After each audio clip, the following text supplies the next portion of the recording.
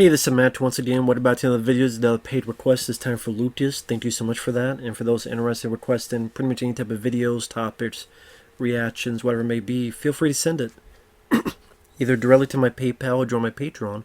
Both links are down below in the info box. And Lucas wanted to know my top 10 least favorite moments in Spider-Man 3. Spider-Man 3 I saw back in the day. I still think it's the worst Spider-Man film I've seen. I'm just not a fan of it at all. Just wasn't my cup of tea at all. For a number of reasons. And here's... I could keep going, but to be honest, there's not a lot of the film I remember. Except these moments. So they get right to it. Number 10, Peter kisses Gwen Stacy in front of Mary Jane. Just how idiotic and stupendously dumb Spider-Man is in this movie, that it's clear that he's in front of the crowd, there's cameras all around, being recorded, he's with Mary Jane, with this person, with this woman, and you decide, yeah, I'm just going to kiss Gwen Stacy and the same bit of business, and go home and think nothing is going on, nothing is wrong, nothing has happened. I'm like, does this Spider-Man not have common sense, or what's the deal here? So I just thought that was completely ridiculous. I mean, there's much worse, that's why I put it number 10, but it's like, come on. Just the whole thing is like forced drama over something that the character is actually a pretty decently smart person. I'm not saying he does perfect things, but this is not, Spider-Man is not a moron. I mean, he is in No Way Home, which I've talked about many before, but he's not a moron. But he made him a bit in this movie. Number 9, The Maitre D' with Bruce Campbell. Sam Raimi directing this. Hey, I love Bruce Campbell.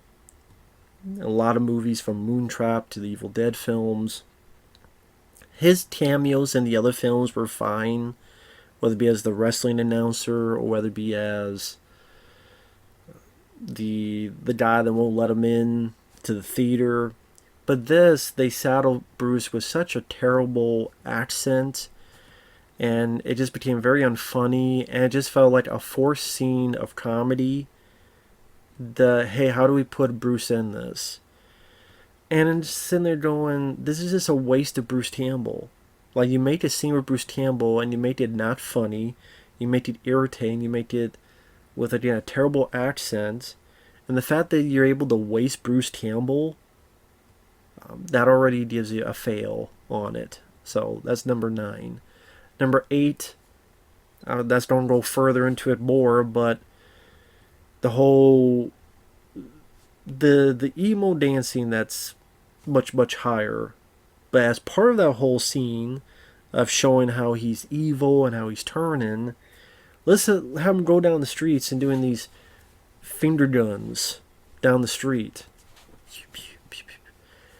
Just the amount of goofy campiness that they're trying to put into this stuff, and you're like, this seems like a much more serious story, or potentially serious story, and you push in this campy quality to it with him doing the finger guns, and it's like, what are you doing? What are you doing? I mean, that's one of the reasons why I'm not big on Sam Raimi Spider-Man films, because of how campy they feel.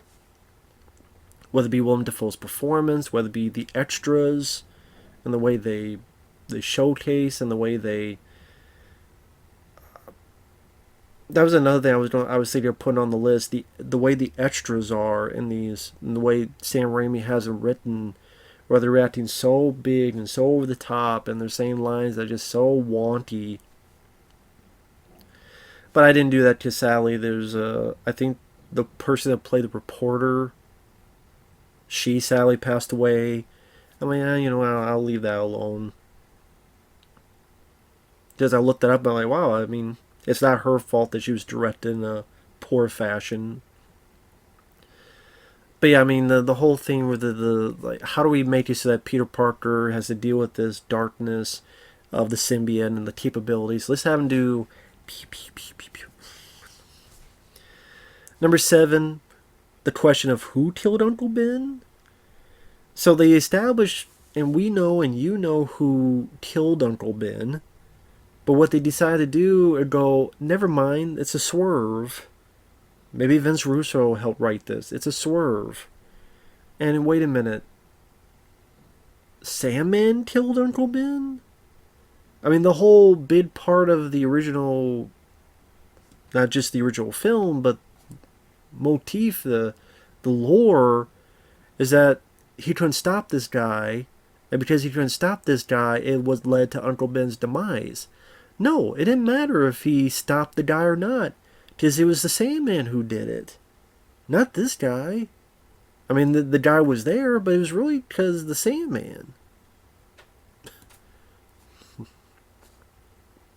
And I mean, if you wanted to have this, you could have had it where the Sandman hurts Mary Jane or hurts James Franco's character, or does something else, and then he gets really mad, Peter Parker, and he's so mad because of the suit that he loses control and tries to destroy Sandman. But the fact that, no, well, this is who kills Uncle Ben? Really? Okay. They're really just trying to pull whatever they can out of their teaster for this.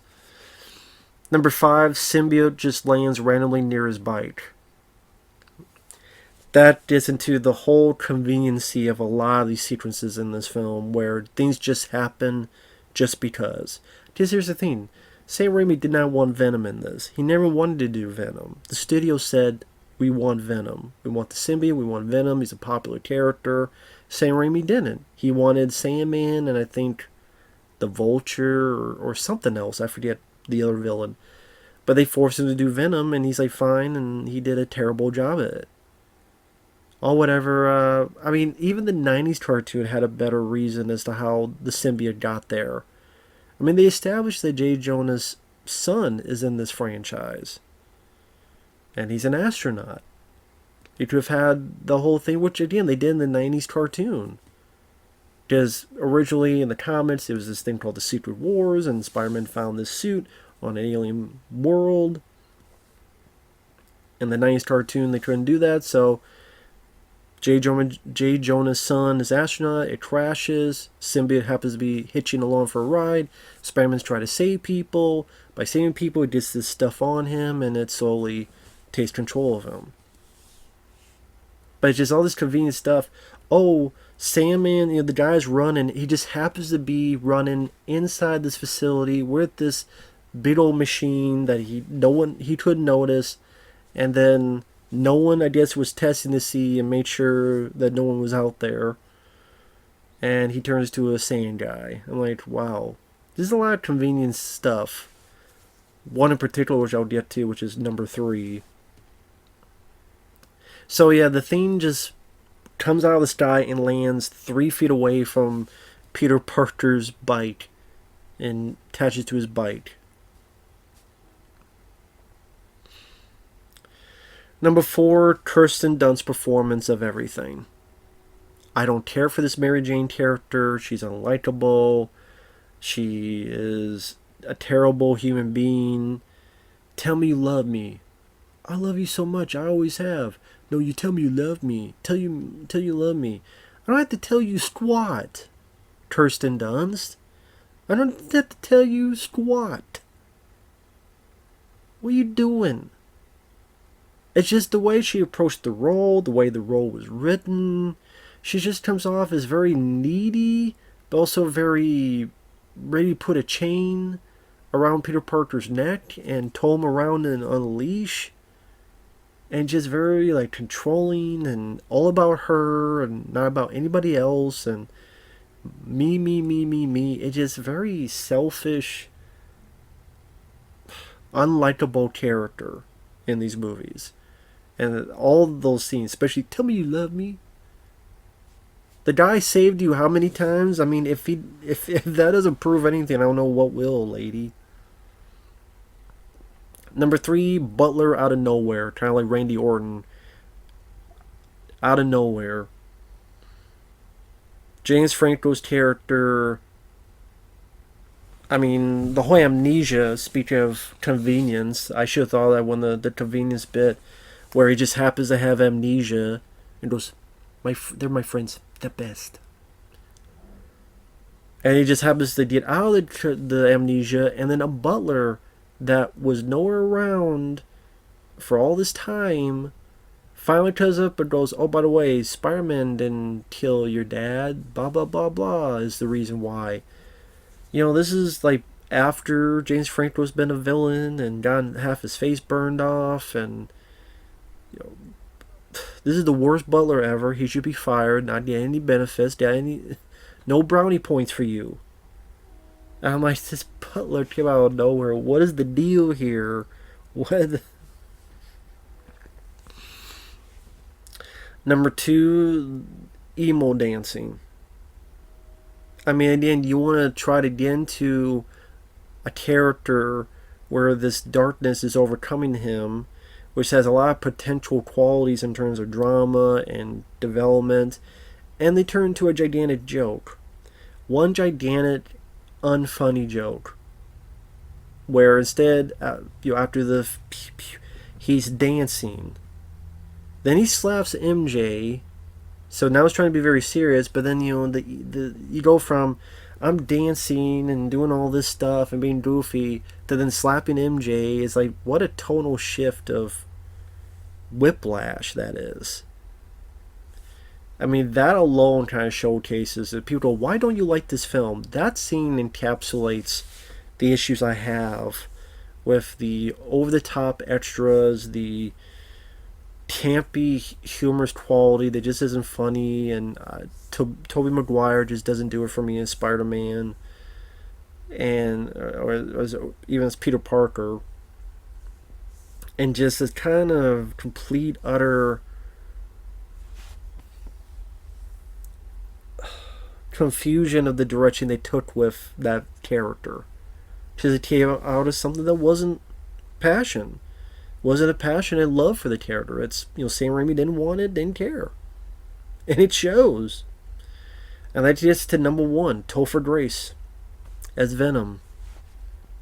Topher Grace's Venom. I mean, as much as I rag on Tom Hardy's Venom, Topher Grace is worse. He's... The way his performance is showcased, the way Venom looks so scrawny, it looks so small, and there's none of the we are Venom. Those are the few points of positive I could give to the actual Venom movies, is that they at least did that, and Venom actually looks like Venom. I just wish a lot of other things in those films were better. But here, just Topher Grace, with most of the time it's just his face, and once in a while it covered up, and it is so skinny and so scrawny and so unthreatening, and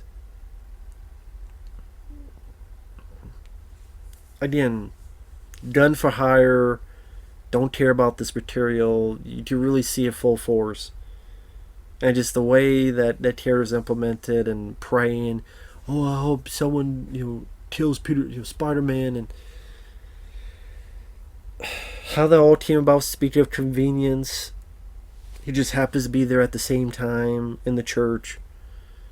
I did just everything about Topher Grace's role. It's just complete miscasting. That's what it was. It was complete, utter miscasting.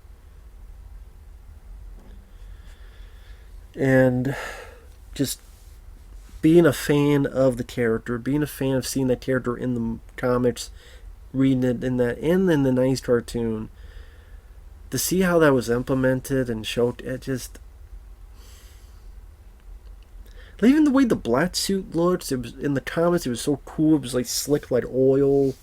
Here is pretty much the costume of Spider-Man with all the web ridges. It's just dyed in black.